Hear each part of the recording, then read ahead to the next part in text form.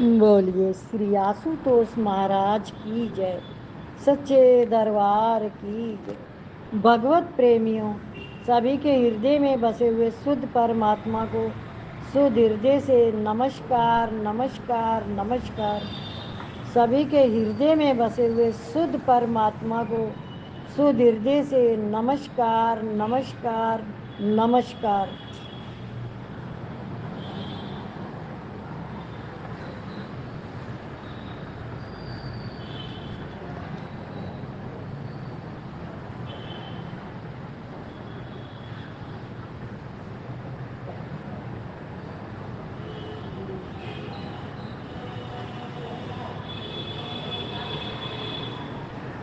सो अनन्य जाके असी मति न करे हनुमंत, मैं सेवक सचराचर रूप स्वामी भगवंत। निज प्रभु मैं देखई जगत, कही सन करहि विरोध। जड़ चेतन जग जीव जत सकल, राम में जान पूरा जगत राम में है। राम आपके अंदर है, आप उसको पहचानो जानो कि राम कहाँ है, कैसे है। गीता में भगवान ने कहा है कि मेरी दो प्रकृतियां हैं, अपरा और परा। पृथ्वी जल तेज वायु आकाश मन बुद्धि तथा अहंकार, ये 8 प्रकार के भेदों वाली भगवान की अपरा प्रकृति है। और जीव रूप बनी हुई आत्मा परा प्रकृति है। अपरा और परा ये दोनों भगवान की प्रकृतियां अर्थात शक्तियां हैं।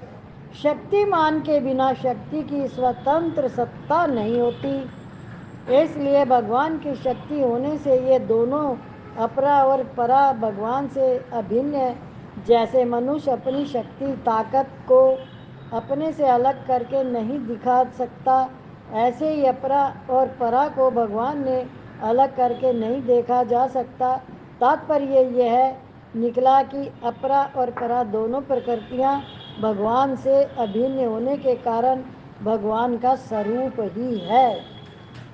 अब इनको भिन्न है अलग, लेकिन अलग कैसे नहीं हुई? क्योंकि उसी के अंदर से निकलती है पूर्णा। ब्रह्म में से मन की पूर्णा निकली तो ब्रह्म ही हुआ।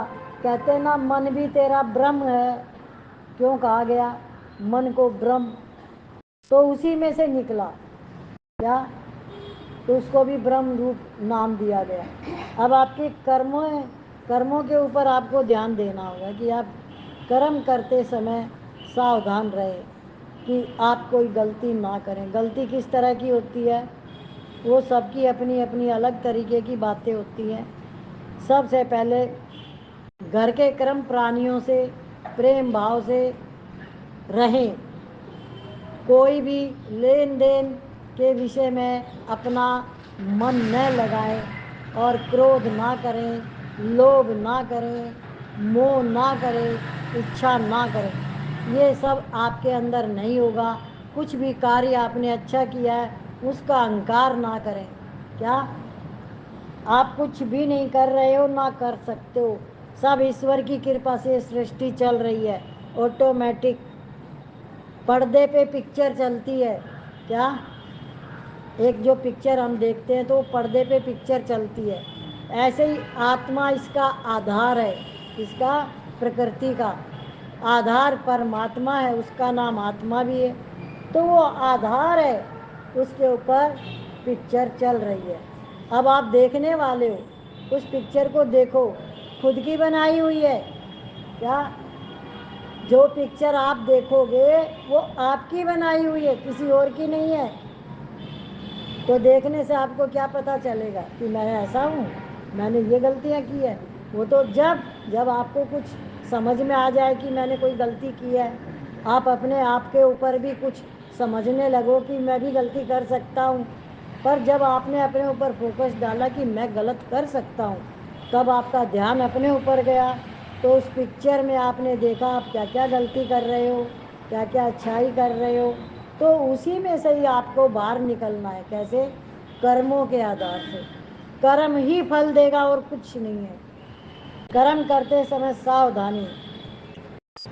बहुत बार मनुष्य किसी और के बहकावे में आके औरों की बात सुन के गलती भी कर देता है। तो ऐसा कोई संग ना करें कि जिससे हम कोई गलती कर बैठे। तो संग दोष बहुत जल्दी आता है। क्या? संग दोष बहुत जल्दी आता है।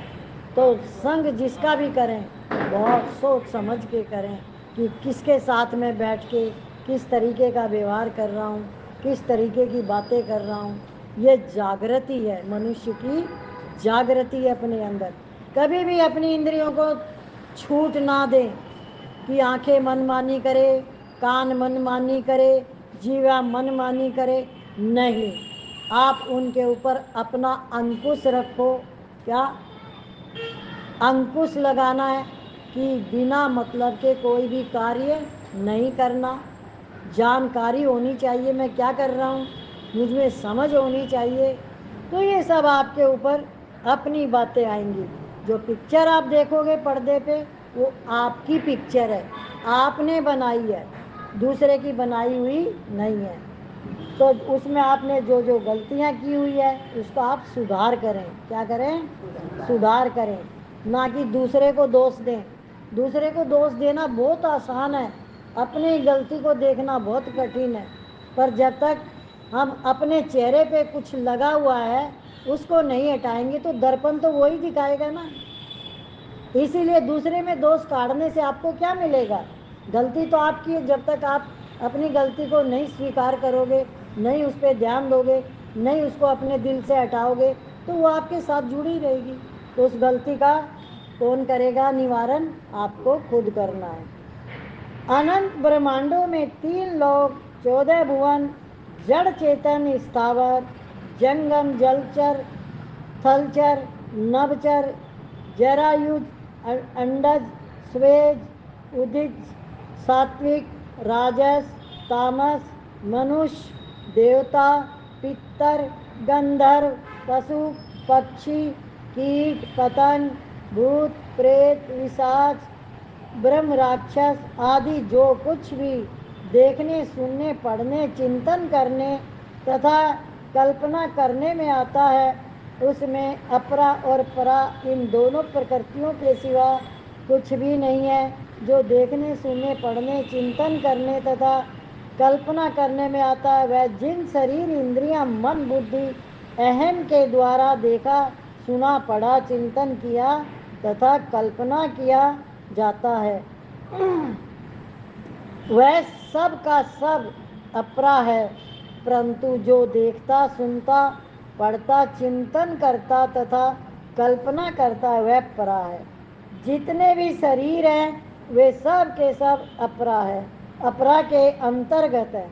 और जितने भी जीव हैं वे सब के सब परा के अंतर्गत हैं। अतः अनंत ब्रह्मांडों के भीतर तथा बाहर और अनंत ब्रह्मांडों के रूप में 8 अपरा, 1 परा और 1 भगवान, इन 10 के सिवा कुछ नहीं है।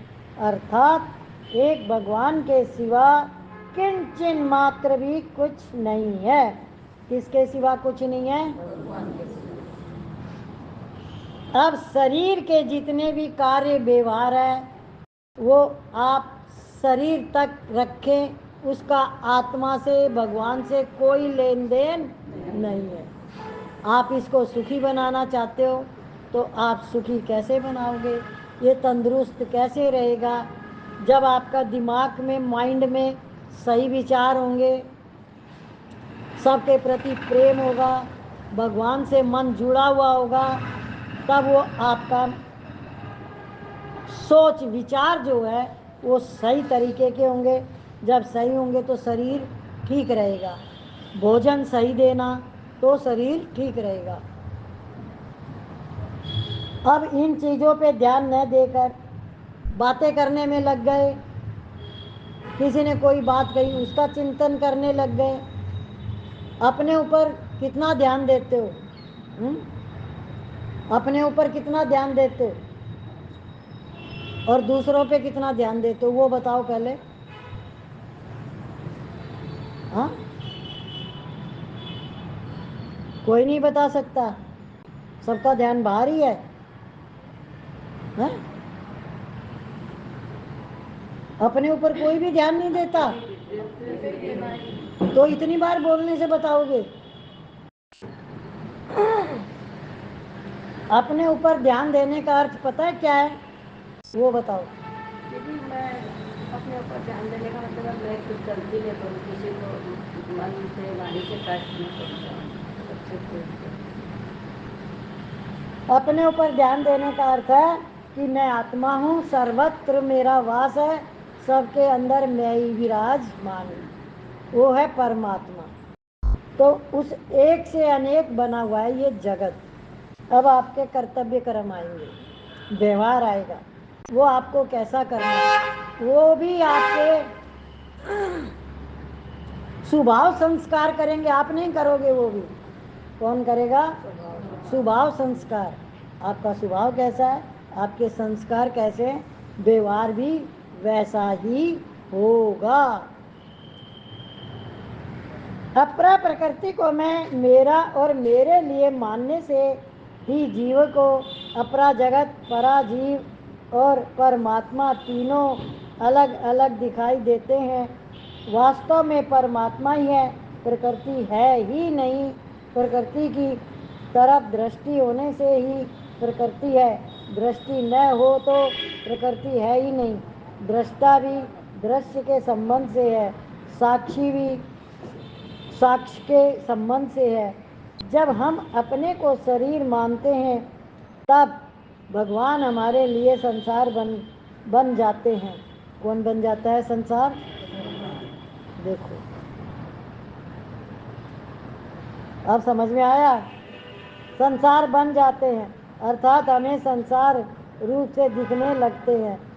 अब आप ये जो रोज सत्संग में सुनते हो, एक भगवान के सिवा कोई नहीं है, तो भगवान ही संसार बनता है, तो अब आप किससे व्यवहार करते हो? आप समझ में आ गया? किससे व्यवहार करते हो? कैसा करना चाहिए? वैसे तो सुबह सुबह मंदिर घर का बना के बाहर के मंदिर में जाके पूजा करते हो, और जो भगवान की मूर्तियां बनाई हुई है उनसे कैसा व्यवहार करते हो, है? और जो उसकी प्रकृति में जो भी बना हुआ है, कीट कीटाणु पशु पक्षी, कैसा व्यवहार करते हो? सोच के बताओ। घर के अंदर सब लोग अच्छे लगते हैं कि उनसे द्वेष होता है, है?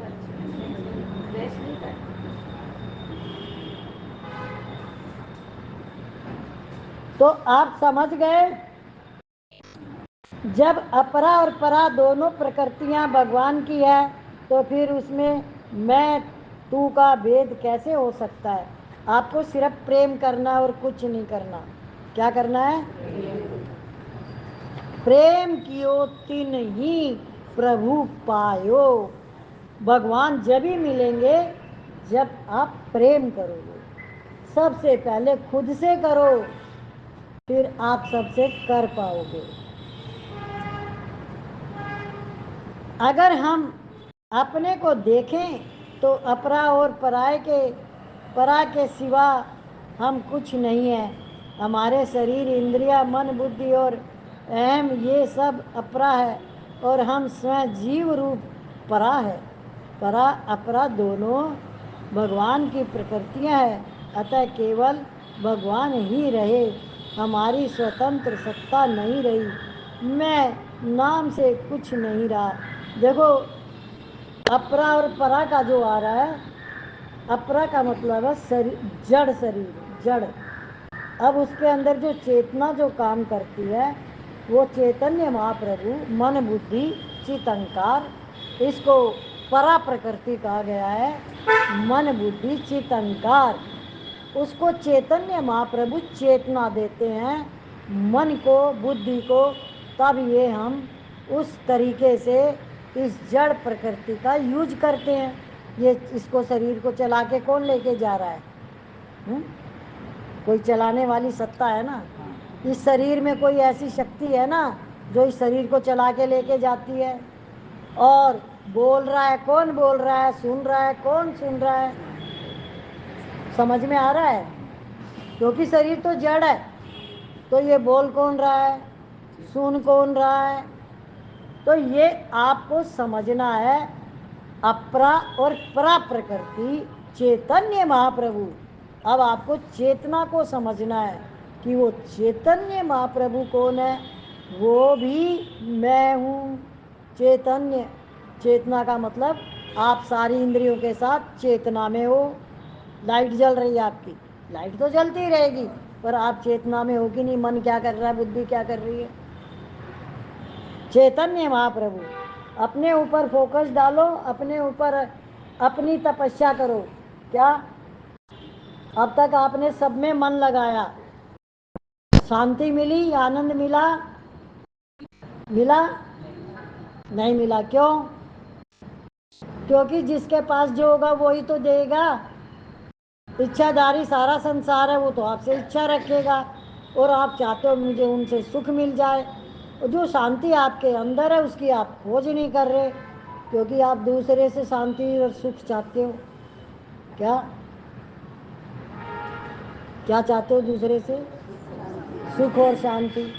वो तो जब ही देगा उसके पास होगी। एक आता है ना, संतन के संग लाग रे तेरी अच्छी बनेगी, संतन के संग लाग रे तेरी बिगड़ी बनेगी।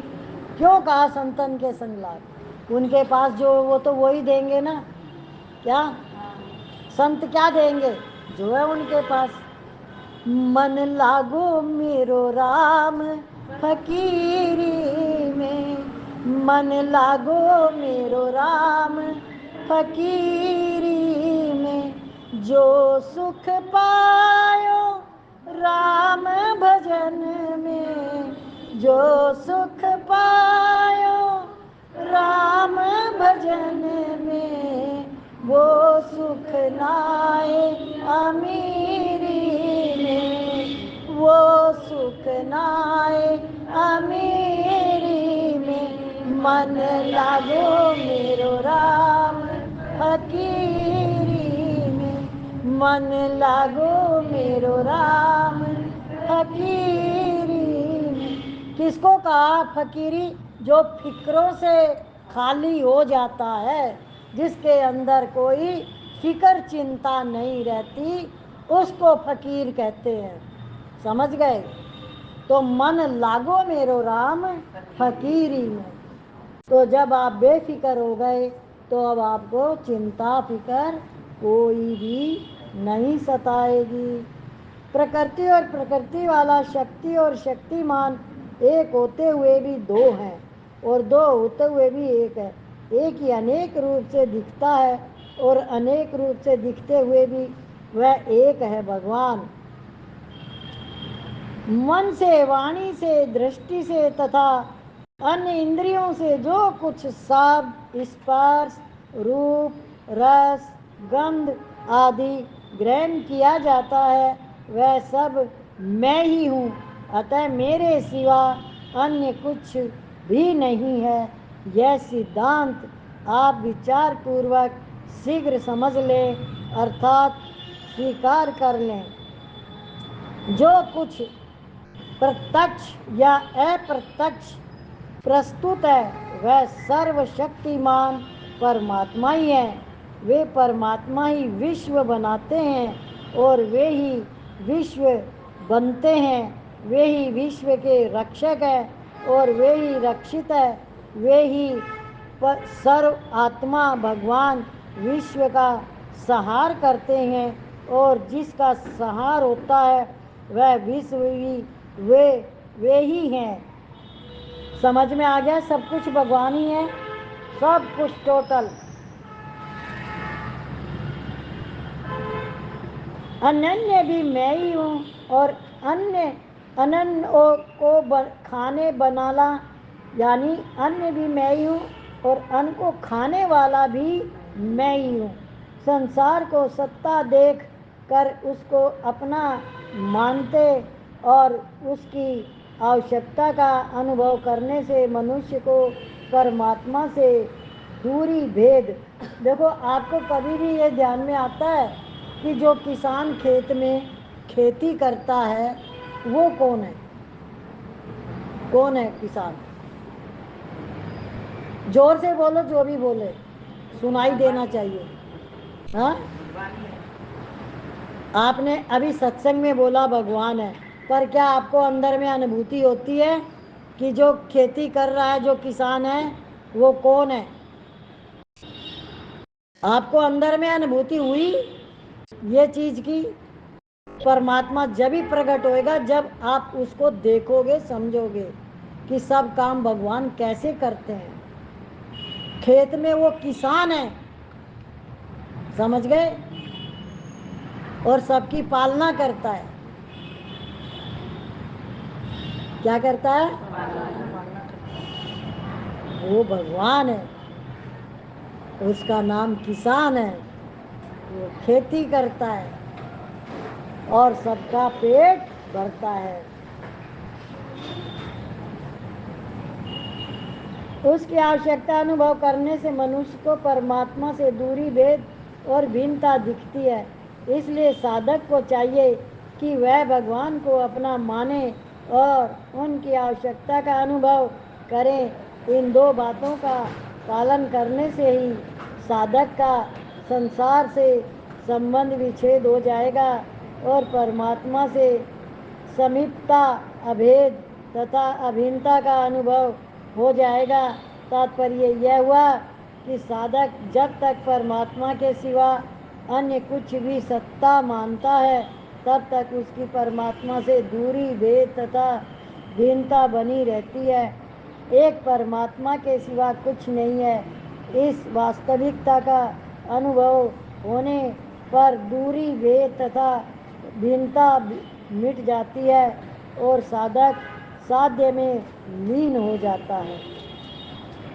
जैसे ही भेद बुद्धि मिटेगी तो आपके आचार विचार, जो सोच है, ऑटोमेटिक ही वो शुद्ध और पवित्र हो जाएंगे। क्या?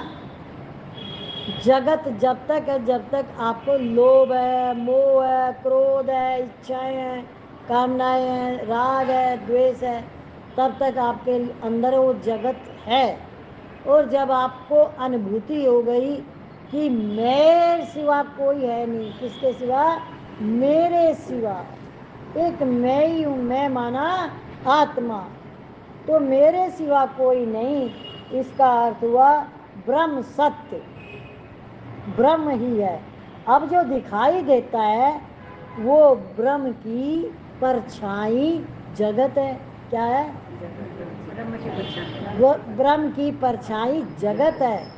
अच्छा, अब वो जगत किसने बनाया?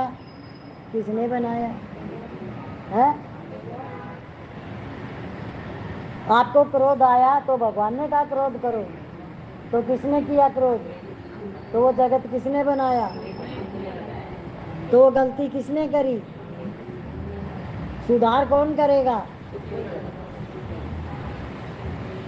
तो जगत किसने बनाया? भगवान ने तो बनाया नहीं, उसने तो सिस्टम बनाया, सारी चीज शरीर के हिसाब से बना दी। यूज करो, खुद भी यूज करो, औरों को भी बांटो। पर मनुष्य ने क्या किया?